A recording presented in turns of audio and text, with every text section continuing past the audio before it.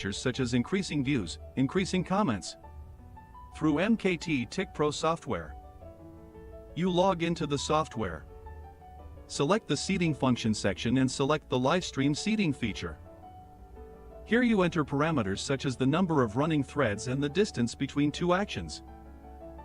Besides, when you go to TikTok, you choose the live stream session that you want to seed the live stream for. Also, how many seconds do you want each account to watch and what comments to enter?